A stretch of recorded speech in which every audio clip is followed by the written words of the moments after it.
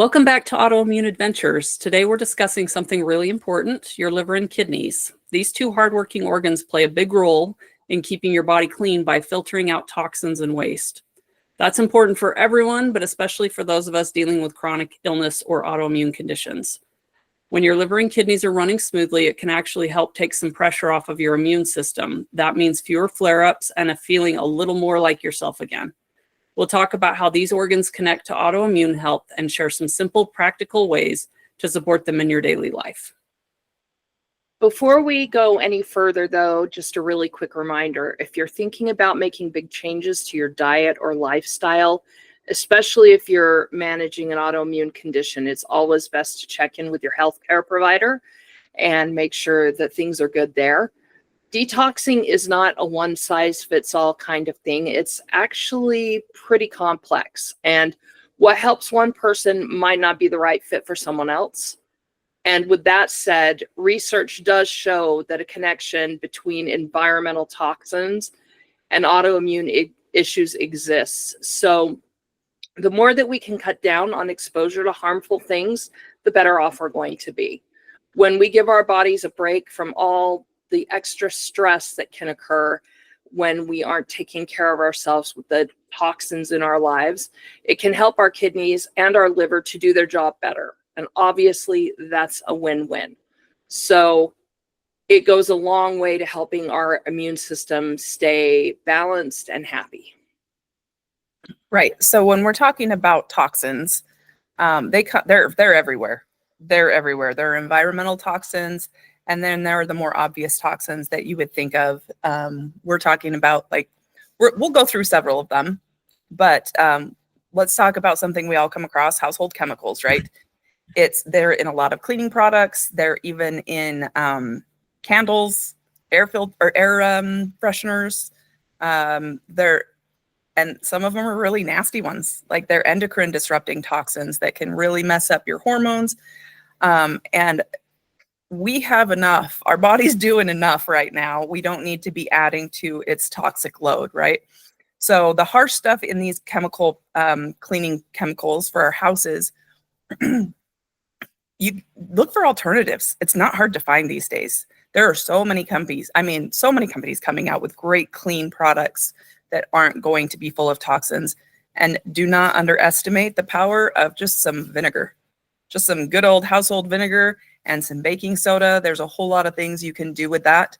And it could replace a whole lot of cleaning products that might be doing you damage. So also when you're thinking about laundry detergents, you're going to want to go for the things that are free of dyes and fragrances.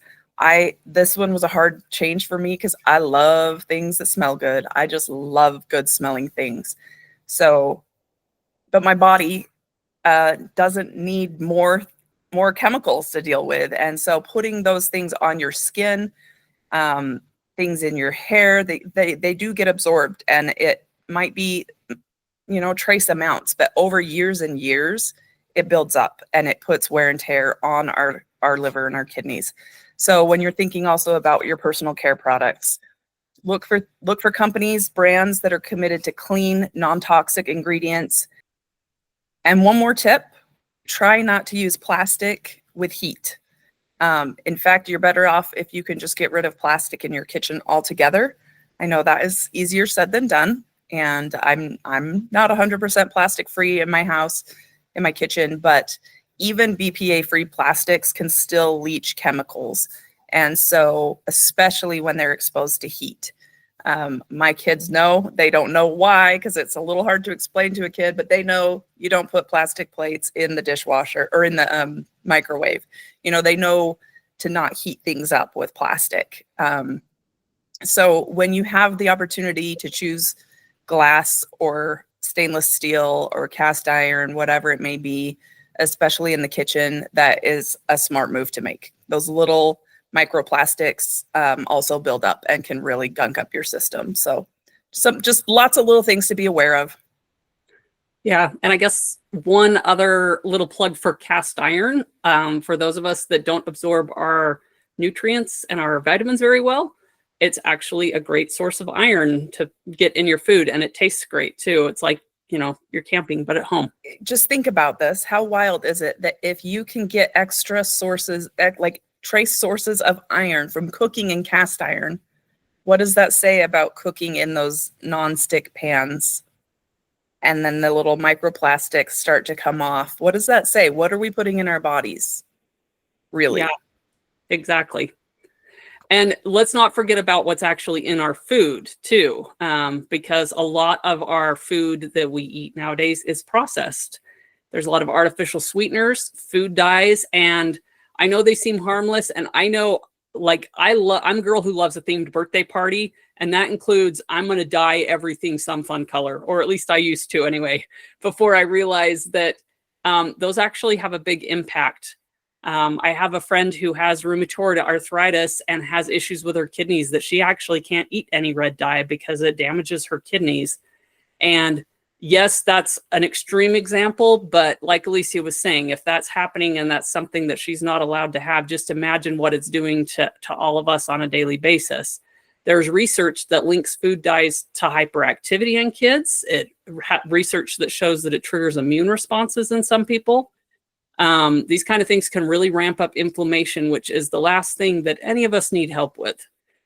So we need to also watch out for preservatives, things like MSG and nitrates. They can also mess with how our body functions and make our symptoms worse.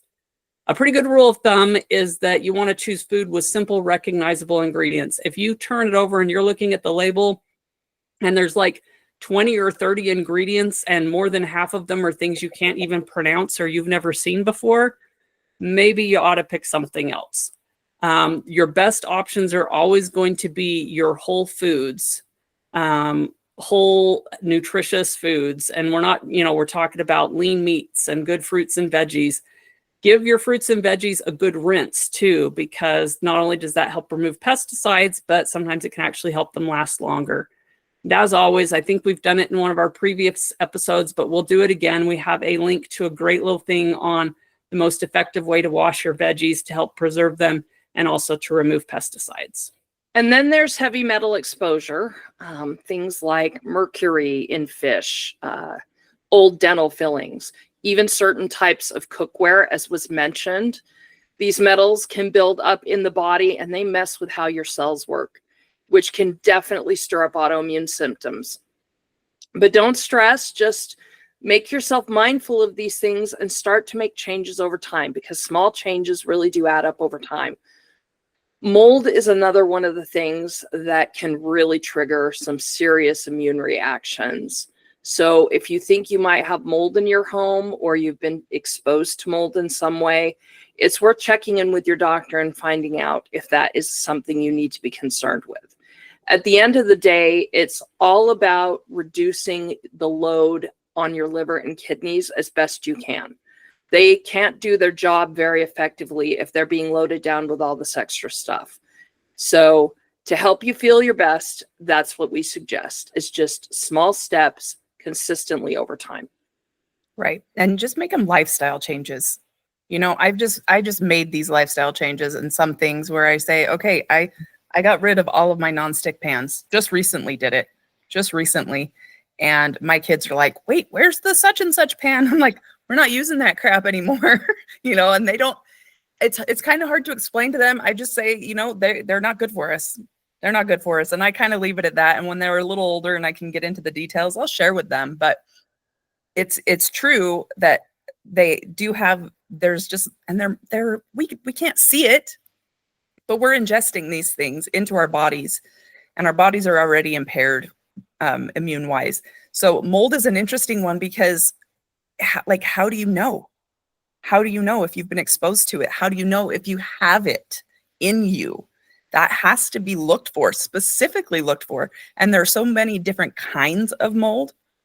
And so sometimes, and you have to treat them differently as well. Like, you know what I mean? Treatments for certain kinds of mold are not going to work on other kinds of mold or fungus, or, these are the tricky things that sometimes are happening, oftentimes in our gut microbiome that we don't know about. And that a lot of traditional, Western medicine doctors aren't going to be like, hey, let's get into this and let's find out what's going on. Let's find out what toxins are in your body. Let's find out what's disrupting your gut health. So anyway, we know that like detox is kind of a buzzword, right? It's people have been talking about doing detox diets or detox shakes or detox drinks or whatever. And the truth is that our bodies are already built to detox. We are detoxing machines, and our liver and our kidneys do that. Our skin also does that. We also detox through our skin. So these organs are constantly working behind the scene to clear out waste and to keep everything running smoothly, but they really need support to do their job well. So instead of going for like those trendy quick fix detoxes, which honestly sometimes can do more harm than good, it's better to focus on long-term habits like we're talking about. Things like eating those real whole foods, staying hydrated, good clean water, filter your water. There's a lot of gunk in our water. Getting enough sleep. Our body is able to detox better when we're getting proper sleep. Managing stress, that kind of thing that supports our daily habits that support our body doing the things that it already knows how to do. Definitely. And if you have any kind of kidney issues, which I know a lot of people out there that have chronic illness and autoimmune problems do have kidney issues, especially if you're on dialysis or managing chronic kidney disease, it is especially important to work closely with your doctor when you take any of these kind of steps. Because again, some things that would maybe be helpful to one person, if you're on dialysis, might not be what you're supposed to be doing. I know that there are certain treatments and things that you're limited on how much liquid you can have. Like normally people say, drink more water, hydrate, hydrate, hydrate. But sometimes that is not what you're supposed to be doing. So always consult with your doctor, because detoxing is going to look different for whoever it is and whatever health issues they have. And definitely looks different if your kidneys need a little more care. But for most people that have a relatively healthy liver and kidney function, those organs are totally capable of handling detox. So we just want to try to avoid adding any unnecessary strain. So again, like we've been saying, that the best way to do that is to hydrate, to eat well, and to stay away from things like excess amounts of alcohol and those highly processed foods that can make things harder on our liver and kidneys. And if you're living with an autoimmune condition, you really want to take an individualized approach. We understand that everyone is different and everyone has different needs. So what works for one person might not work for another. It's important to tune into your body and notice how it responds when you eat certain foods, when you use certain products, or even stress. For instance, I had a shampoo I was using a year ago that I loved the way it smelled. And it was light, and I'd been careful with the ingredients. But what I had not realized is that it had gluten in it, and I have celiac disease. So yeah, it should have been great for my hair, but it started to make my hair fall out. And would that be okay for someone without celiac disease? Sure, it would be great. Wheat germ can be great for someone who's not allergic to it, but I didn't pay close enough attention. I was just looking for things that weren't dangerous chemicals. So I found a good, safe shampoo, but it wasn't safe for me personally. So you have to be very aware of what your specific needs are, and then find products that meet your specific needs. And there are ways you can learn from trial and error, obviously, but you can also work with your healthcare provider, especially someone who is aware of your autoimmune diseases and understands the needs that you have.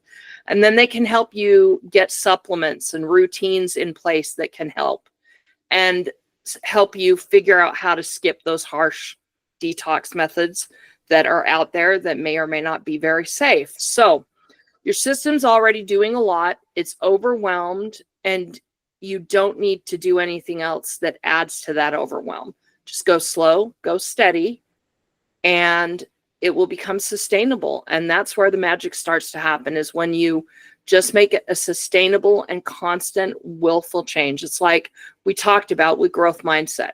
Part of growth mindset is knowing that change is inevitable and finding good changes that you can incorporate into your life, so that forward momentum is something that's consistent. Because that also gives us a lot of joy, is knowing that, hey, I'm doing something that's good for me, and I'm starting to feel a little bit better. So anything that points you in that direction is good, and positive change is what we're looking for. And we want to support those companies that are coming out with those kind of products, right? We want to buy those things that are cleaner. We want to, I mean, not to get political, but I would love to shut down some of the crappy processed garbage ingredients and products that are coming out that have become just a daily household, things that we use, because we don't even think about it. I didn't think about that stuff growing up. Now here I am, and I'm have these issues, and I'm thinking of, oh my gosh, all of these things that are putting toxins into me, things I never even thought about. Body sprays and perfumes sometimes, these things that don't have the natural ingredients, have these artificial scents and these artificial flavors and these artificial colors.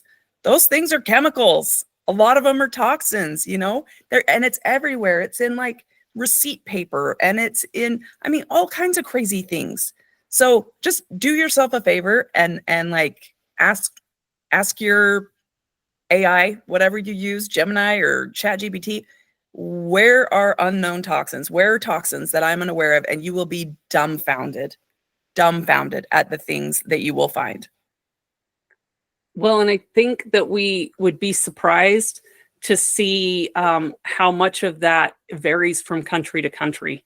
Like, Yes. I know a lot of people get upset about some changes that are happening here in the United States, but we have a lot of chemicals in our food and other things that have been not allowed in a lot of other countries for a long time because they're known to be toxins. And so I think it is important to get that out there so people are aware, because yes, there's some of the toxins, like for instance, air pollution or whatever, might be a little more challenging depending on where you live to get that out of your life. There's things you can do. You can have air purifiers in your home or whatever, but if you're out walking on the street in a major city, that might be a little more challenging. However, food, I think that's a perfect example. Like that's one where we can make those changes. Nutrition is one of the best ways you can support your liver, right? You got to think about the antioxidant rich foods, like the colorful ones, the leafy green berries, or the leafy greens and the berries, and anything that has natural anti-inflammatory properties. So instead of getting your color from artificial colors, think about natural colors in nature. The more saturated the color, the more nutrient dense the food. So think about those. They're going to be anti-inflammatory. They're going to support your liver and your kidneys, and they can they can protect your cells, and they actually reduce inflammation. And that gives your liver a little bit of breathing room to do its thing, like, filtering the blood and making bile for your digestion. It's an easy way to support detox in your body. And if you're not eating them regularly, make a smoothie. Like, start your day with a green smoothie, and you can throw in berries, and you can throw in spinach or kale, and there's very little flavor to that green stuff. You can get it in your diet. If you don't like eating it, drink it instead, but get it in your body, because even a little bit helps. Some really great liver-friendly options are cruciferous vegetables like broccoli and cabbage and Brussels sprouts, which are, of course, not as easy to put in a smoothie. But there are some great ways, if you don't like just eating them fresh or cooked, there are some ways you can adapt. And the one that I always think of is that, for me, cauliflower, sometimes I like it raw, maybe dipped in ranch dressing or something like that, but it's not one of my favorites. Honestly, cauliflower is not one of my favorites. However, I had someone who made a cauliflower cream soup one time, and it had a lot of other veggies in it. And the cauliflower was cooked down so much, it was like pureed, and you couldn't even tell it was cauliflower. It was absolutely delicious, and it was all whole foods, and it was amazing. So don't be afraid to try new things. Even if you've, tried something before and it's not your favorite, there's tons of recipes online that you can try and adapt. And, just a heads up, if you've got something like lupus, check in with your doctor before you load up on cruciferous vegetables. Green tea can be another good one for some people because it supports the liver, and it comes in capsule form if you're not really into the green tea taste. So there are some options there. But just a heads up, because when you are eating these healthy foods, every once in a while, you might have a weird reaction, bloating, feeling off, feeling really full, gas. And that is often a sign that there is something going on in your gut, right? I would suggest getting to a gastroenterologist and getting looked at, because conditions like SIBO, small intestinal bacterial overgrowth, for example, it can make your body extra sensitive to certain foods. If you've heard of FODMAPs, if you haven't, that's fine. Most people haven't, but if you've heard of FODMAPs, it will be on your radar. If you have SIBO, you'll start learning about that. And so if that sounds familiar, don't hesitate to reach out to a gastroenterologist. Embarrassing story from a few years ago. I had SIBO. I didn't know I had SIBO. I was on this kick and I was doing so well, eating clean. Like my husband and I went through this, hey, we're going to really clean out our pantry. We're going to eat clean foods. And it was summer. And so I was hitting the farmer's market every week, and I'm getting fresh veggies, and I'm buying the fruit, that's coming in during the summertime, cherries and watermelon. And, I just had the most horrendous day. And I remember I was out walking with my dog. I could not stop farting, you guys. I was crop dusting the neighborhood. I'm walking around the neighborhood and I was like, what is happening right now? I could not stop farting. And I was like, this is crazy. Something's wrong with me. So I started looking up some of my symptoms and I'm like, oh my gosh, I got to a gastroenterologist. Sure enough, I had SIBO, which is really a tricky little infection. It's a tricky little thing you have to be aware of it. You have to treat it. And then you have to be careful that it doesn't come back.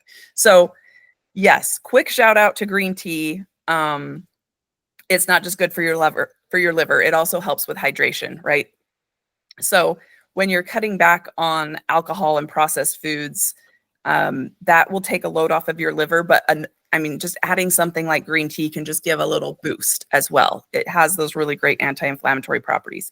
So for your kidneys, that's for your liver. For your kidneys, drinking lots of water. So speaking of water, please make sure it's clean. We've talked about this a little bit. Just make sure you have a good water filter and that you're getting the best water that you can.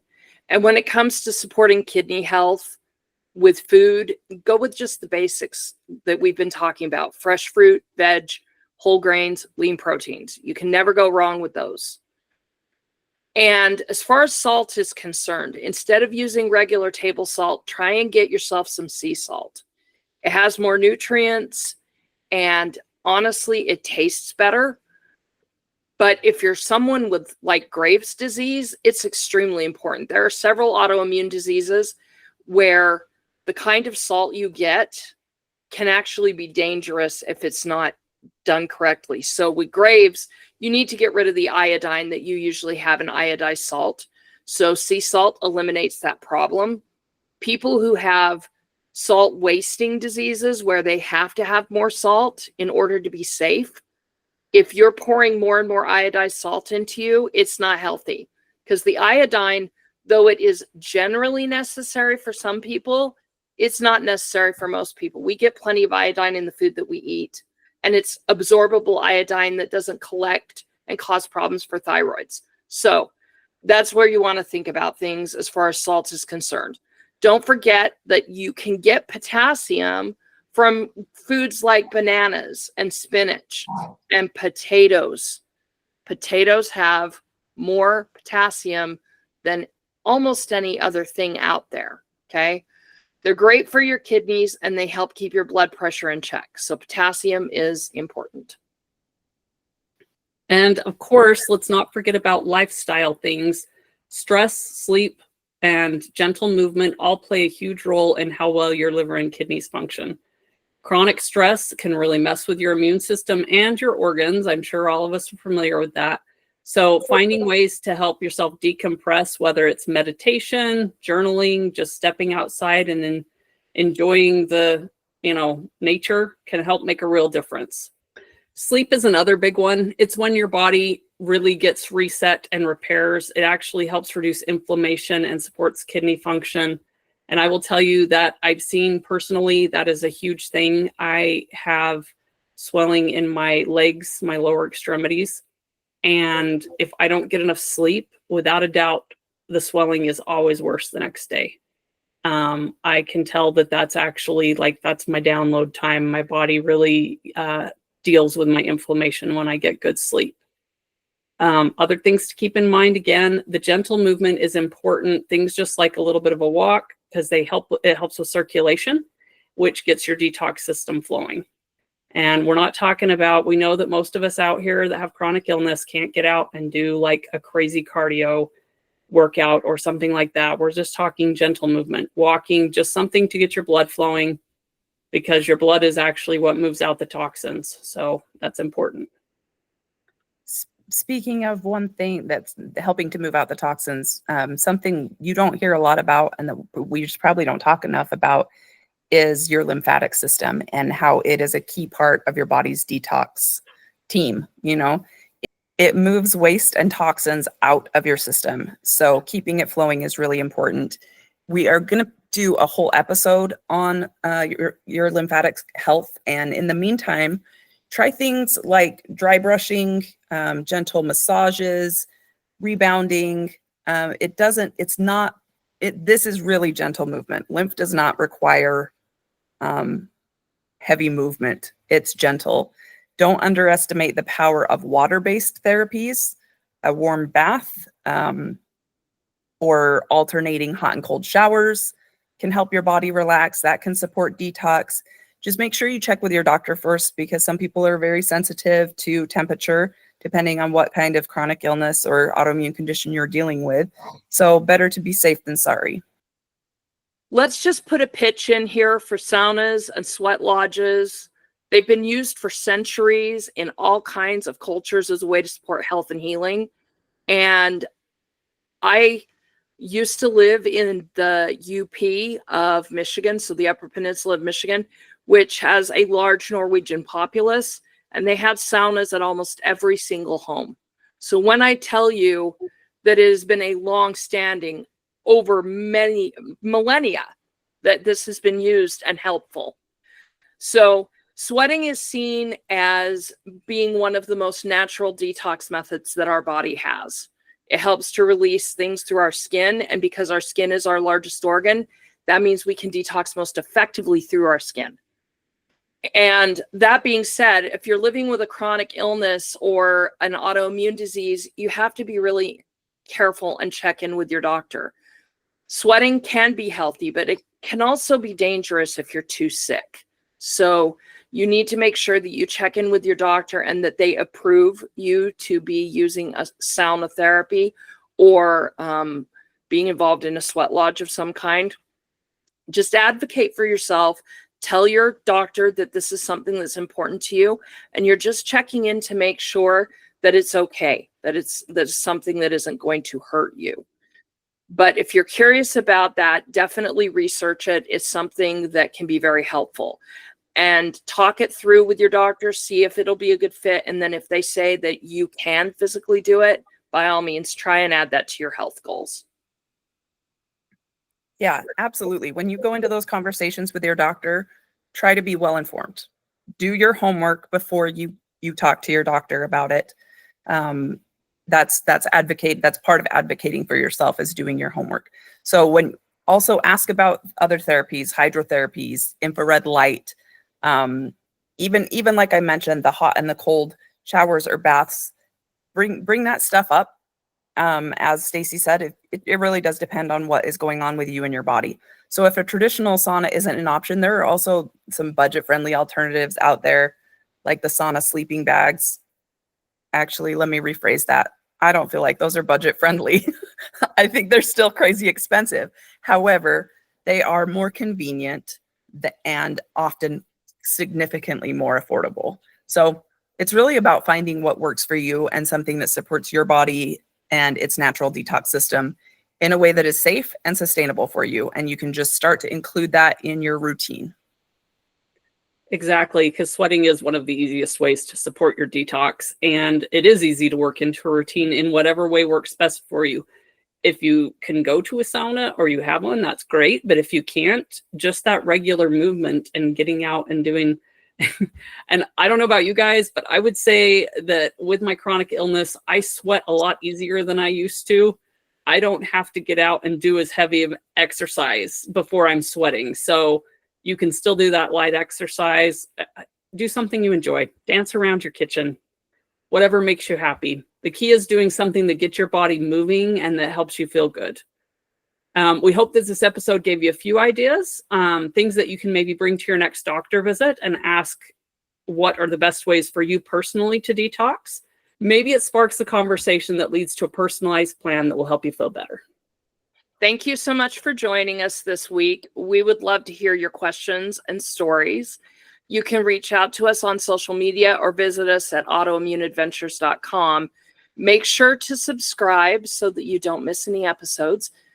And remember, you are worthy of joy. Your disease does not define your life. You do.